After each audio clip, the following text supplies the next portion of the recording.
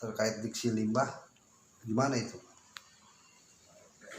Terima kasih Saudara Epai dan Nanang yang telah mau untuk mewawancari kami kami di sini berbicara selaku penasehat hukum dan pengamat politik, hukum dan pemerintah.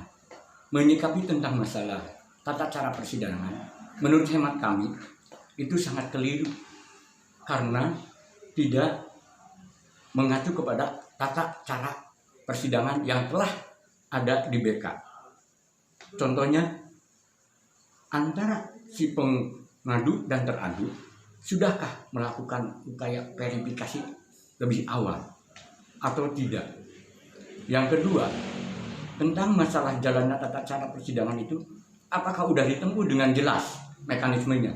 Contohnya, ketika Saudara Jurhadi atau saksi-saksi itu ketika menghadap ruangan itu wajib hukumnya mengucapkan selamat pagi yang mulia. Ketika hendak diperiksa itu, ketika sidangnya mau sidang tersebut akan dilaksanakan, itu hukumnya wajib. Baik siapapun yang dipanggil oleh saudara pimpinan sidang di BK itu wajib mengucapkan selamat siang majelis pimpinan sidang. Terus kemarin kan sempat juga wartawan yang dipanggil itu sekarang kan dibatalkan juga itu berita itu. Menurut Pak Haris gimana? Jadi mengenai tentang saksi-saksi dari jurnalis ini juga keliru ya. Dan itu BK harus bertanggung jawab ketika para jurnalis ini dimintai keterangan di dalam kasus limbah. Apakah itu sudah ada izin kepada pimpinan lembaga? Itu harus dikeluarkan dulu berbentuk tulisan. Apakah ada surat perintah atau substitusi yang dikeluarkan oleh ujuk pimpinan? Terus kan BK menarik lagi kesaksian dari para jurnalis itu. Berarti gimana tanggapannya terhadap BK? Ya itu berarti kan BK ini kan tidak menguasai materi ya. Karena tata cara yang benar kan tidak begitu. Mau ataupun yang mau, kalau mau BK itu harus memanggilnya adalah Dewan Pers. Itu baru sah. Ini untung aja para saksi ini tidak menuntut atau menggugat balik kepada BK karena sudah salah kaprah. Idealnya gimana sih Pak proses persidangan kode etik ini Pak seharusnya? Menurut hemat kami, karena sidang yang namanya sidang dimanapun, itu tata cara itu oleh pimpinan majelis hakim itu sudah dikuasai. Apa yang akan disidangkan, materi apa yang akan dipertanyakan itu harus betul-betul dikuasai oleh pimpinan sidang yang ada di BK yang jumlahnya 5 orang. Itu sudah dilakukan belum itu? Yang kedua, BK udah salah kaprah ketika dia belum melakukan persidangan, dia sudah menjustis bahwa saudara Jurhadi harus berhenti. Itu sangat keliru. Apa yang akan disidangkan kalau sudah ada pembicaraan seperti itu? Itu tidak benar lagi. Ungkapan waktu demo itu ya Pak? Ya itu kan ada yang dituangkan dalam media massa. Ya baik itu cetak maupun elektronik. Yang kedua, dia ketika memberikan orasinya itu sudah tidak benar karena dialah yang memimpin persidangan. Mestinya limpahkan kepada yang ada di situ, minimal wakil ketua DPR yang harus memberikan keterangan, jangan BK karena BK ini adalah pimpinan yang akan menyidang kode etik tersebut. Pak, terlepas itu ketika data ataupun belum dilakukan verifikasi, apakah sah tidak melakukan persidangan gitu? Menurut hemat kami itu sekali lagi saya ini ya mohon maaf kalau saya salah. Menurut hemat kami yang saya lakukan seperti di persidangan itu verifikasi itu hukumnya wajib dilaksanakan antara pihak pengadu dengan teradu. itu wajib, hukumnya wajib.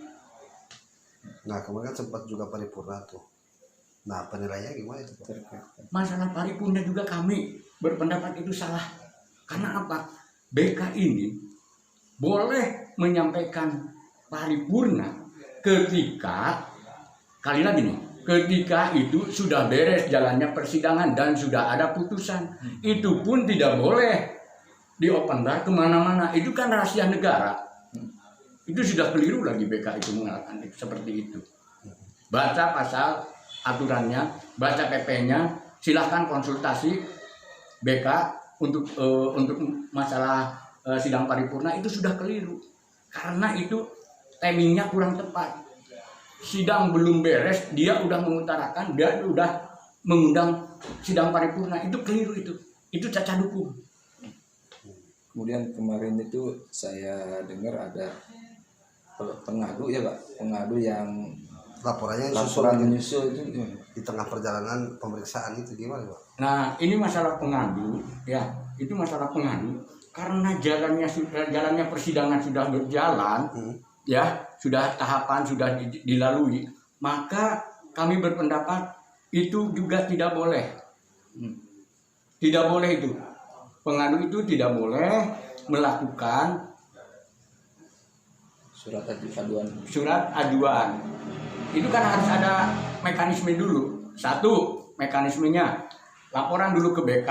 Ini kita berbicaranya saya ke belakang. Laporan dulu ke BK, tapi sebelum jalannya persidangan. Kalau sudah jalannya persidangan itu keliru, itu tidak bisa juga. Tidak boleh ada aduan susulan. Karena apa? Karena sidangnya sudah berjalan dan itu juga mekanismenya harus ditempuh. Contohnya ngadu lapor ke BK. BK menindaklanjuti laporan ke ketua, baru ketua mendisposisikan kepada sekretariat, itu yang benar. Pak ini terancam PTUN juga Pak dengan Kalau masalah PTUN ini rentan ya, karena kalau saya pelajari dan saya lihat di media massa, baik pemberitaan, baik itu di elektronik dan surat kabar, ini saya merasa prihatin perjalanan sidang tersebut karena ini sudah salah prosedur, maka ini rentan untuk di PTUN apabila ini putusan ini terjadinya lain. Dari sisi prosesnya atau dari sisi mekanisme tata cara persidangannya itu. Jadi bagusnya gimana Pak?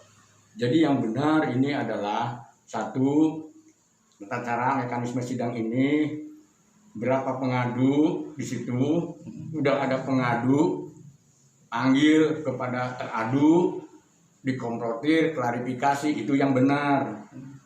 Mau berapa itu yang pengadu itu silahkan, sah-sah saja. Negara kita ini negara hukum, berhak semua orang mengadukan. Tapi jangan dalam persidangan sudah berjalan, apalagi BK menginstruksikan buatkan pengaduan, itu kan sudah keliru, tidak netral lagi. Ini yang saya sangat prihatinkan dalam tata cara persidangan yang dilakukan ini ya di DPRD Kabupaten Kuningan. Pak, hari ini pasca kemarin BK terakhir persidangan pembelaan dari teradu ya, terus beredar kabar katanya BK ada konsultasi ke pihak lain, itu tanggapannya gimana? Waduh, itu ya mohon maaf, masalah pertanyaan itu yang sangat krusial ya, dan bagus itu bagi krusial itu menurut hemat kami itu bagus ya, pernyataan yang bagus. Memang kalau toh itu dilakukan oleh seorang pimpinan atau BK lah, dalam hal ini BK, itu juga sangat keliru. Karena ini yang namanya BK, anggota hakim yang sejumlah 5 itu, ketika pledoi pembelaan dari saudara teradu sudah diajukan dan sudah dibacakan sendiri oleh teradu, maka ini hakim pimpinan sidang di sini, BK khususnya, tidak boleh lagi ada konsultasi keluar. Berarti pledoi itu sidang terakhir ya? Terakhir itu, sidang terakhir itu. Makanya saya sekali lagi tolong kepada bapak-bapak wakil kami di sini, rajin-rajinlah belajar, rajin-rajinlah membaca aturan undang-undang, tata cara. Terima kasih Pak. Ini, Pak.